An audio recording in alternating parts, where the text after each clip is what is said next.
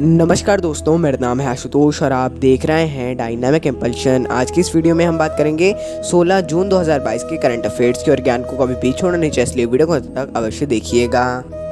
तो सबसे पहला प्रश्न है, युवा सांसदों के 8वें वैश्विक सम्मेलन का आयोजन किसके द्वारा किया गया? Who organize the 8th global conference of young parliamentarians? A मिस्र, B Bharat, C Japan, D सऊदी अरब। And the right answer is मिस्र। तो हाल ही में मिस्र के द्वारा 8वें वैश्विक युवा सांसदों के सम्मेलन का आयोजन किया गया है। अगर आप बोलें भारत का प्रतिनिधित्व किसने किया, तो नागालैंड की पहली महिला सांसद, जो महिला सांसद सदस्य हैं उनके द्वारा भारत का प्रतिनिधित्व किया गया है, जो राज्यसभा के लिए राज्यसभा में वो सदस्य बनी हैं। इस बात को याद में रखिएगा आप लोग। अगला प्रश्न है, हाल ही में क्रांति गाथा का उद्घाटन किसके द्वारा किया गया? Who inaugurated the Kranti Gatha recently? A Narendra Modi, B Rajnath Singh, C G Kishan Reddy, D Bhagat Singh Koshyari. And the right answer is Narendra Modi. तो हाल ही में प्रधानमंत्री नरेंद्र मोदी जी के द्वारा क्रांति गाथा का उद्घाटन किया गया है। सबसे ज़्यादा इम्पोर्टेंट क्वेश्चन है, ये महाराष्ट्र के राजभवन के अंदर ब्रिटिश युग में जो भारतीय क्रांतिकारी थे उनके जीवन को दर्शाने के लिए इसे नवनिर्मित एक गैलरी है, ये इसका उद्घाटन किया गया है। आपको जान के ताज्जुब होगा, इस परिसर के नीचे खुदाई की गई थी, ये जब ब्रिटिश काल था तब का एक बंकर मिला था, उस बंकर में ही ये सारी चीज़ें बनाई गई हैं और उसका ही उद्घाटन भी किया गया है। अगला प्रश्न है, परियोजना सूचना और प्रबंधन मॉड्यूल को किस मंत्रालय के द्वारा लॉन्च किया गया? Project information and management module has been launched by which ministry? A कोयला मंत्रालय, बी खान मंत्रालय, सी सूचना एवं प्रौद्योगिकी मंत्रालय, डी कौशल विकास एवं उद्यमिता मंत्रालय। And the right answer is कोयला मंत्रालय। तो हाल ही में कोयला मंत्रालय के द्वारा परियोजना सूचना और प्रबंधन मॉड्यूल को लॉन्च किया गया है। इसका उद्देश्य है कि देश में जो सभी कोयला खदान है उनके संचालन में जो भी मंजूरी वगैरह चाहिए रहती है उसके लिए अभी लंबी प्रोसेस है, लेकिन उसको आसान करने के लिए एक ही मंच उपलब्ध हो, ये उसका उद्देश्य है, जो कि एक बहुत ही ज़्यादा अच्छी बात है। और इसमें सूचना प्रणाली वगैरह भी है, मतलब कुछ भी सूचना वगैरह होगी वो भी इसमें उपलब्ध हो पाएगी। अगला प्रश्न है, हाल ही में एनएलसी इंडिया के साथ किसने हाथ मिलाया? Which state has recently joined hands with NLC India? A Assam, B Bihar, C Punjab, D Haryana.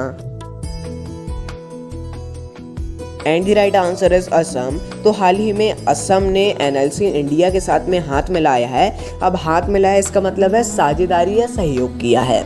तो इसके तहत दोनों मिलकर असम में 1 गीगावाट से अधिक की सौर परियोजना को स्थापित करेंगे। निवेश वगैरह भी किया हुआ है, तो असम उस निवेश के ही बल पे ऐसा सब कुछ करेगा, जो कि एक बहुत ही ज़्यादा अच्छी बात है। अगला प्रश्न है, भारत गौरव योजना के तहत पहली ट्रेन किस जिले में चली? From which district did the first train run under Bharat Gaurav योजना?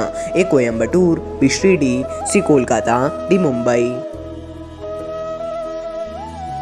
And the right answer is Coimbatore. तो हाल ही में कोयम्बटूर उत्तर रेलवे स्टेशन में भारत गौरव योजना के तहत पहली ट्रेन को रवाना किया गया है। इसे कोयम्बटूर से साईनगर शिरडी के लिए रवाना किया गया है, इसलिए एक इसका वीडियो अवश्य बनाएंगे हम कि ये कैसी क्या योजना है। कल या परसों या नरसों, मतलब थोड़ा समय लग सकता है, शॉर्ट वीडियो ही होगा, जल्द से जल्द लाने की हम कोशिश करेंगे। अगला प्रश्न है, प्रधान सचिवों के पहले राष्ट्रीय सम्मेलन की अध्यक्षता किसके द्वारा की जाएगी? Who will preside over the first national conference of principal secretaries? A Narendra Modi, B Amit Shah, C Ajay Kumar Singh, D S Jaishankar.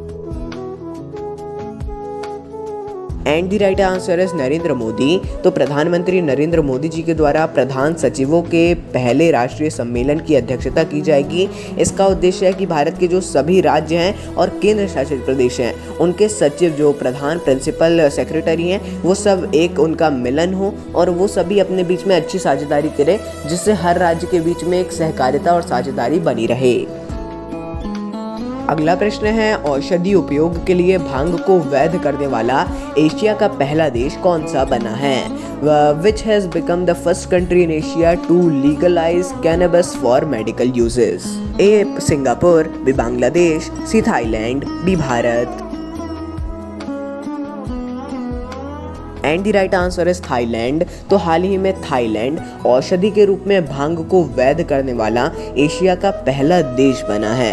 अब थाईलैंड में भांग उत्पादन को उगाना, भांग उत्पादों को उगाना, इनका व्यापार करना और औषधि के लिए भांग के कुछ पेड़ों को काटना, उसके कुछ हिस्सों को काटना, ये सब अब अपराध नहीं रहेगा, ये सब वहाँ पर किया जा सकेगा। अगला प्रश्न है, हाल ही में किस राज्य के द्वारा एजोथम योजना को लॉन्च किया गया है? Which state has recently launched Ezhutham scheme? A. Andhra Pradesh, B. Tamil Nadu, C. Karnataka, D. Jharkhand. And the right answer is Tamil Nadu. तो हाल ही में तमिलनाडु के मुख्यमंत्री M.K. स्टालिन जी के द्वारा एजोथम योजना को लॉन्च किया गया है।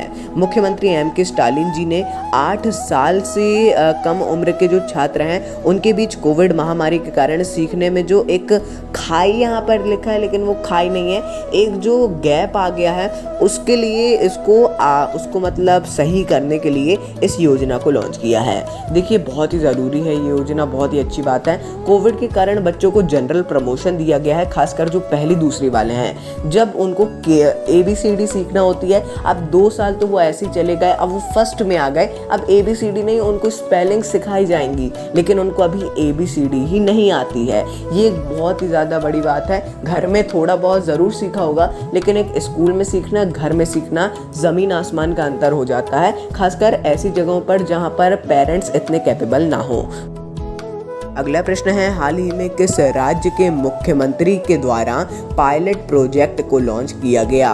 विच chief minister has recently launch the pilot project? A. Manohar Lal Khattar, B. Shivraj Singh Chouhan, C. Uddhav Thackeray, D. Bhagwant Mann. And the right answer is Manohar Lal Khattar. तो हाल ही में हरियाणा के मुख्यमंत्री मनोहर लाल खट्टर जी के द्वारा जल संरक्षण के लिए पायलट प्रोजेक्ट को लॉन्च किया गया है। इसका उद्देश्य है जल संरक्षण, कहाँ कहाँ जल की बर्बादी हो रही है उस पूरी चीज़ की निगरानी करना, कहाँ कहाँ यूज़ हो रहा है, इन सभी चीज़ों की निगरानी के लिए इस प्रोजेक्ट को लॉन्च किया गया है। तो दोस्तों ये था अंतिम प्रश्न। मिलते हैं अगले वीडियो में। नमस्कार। Dynamic impulsion.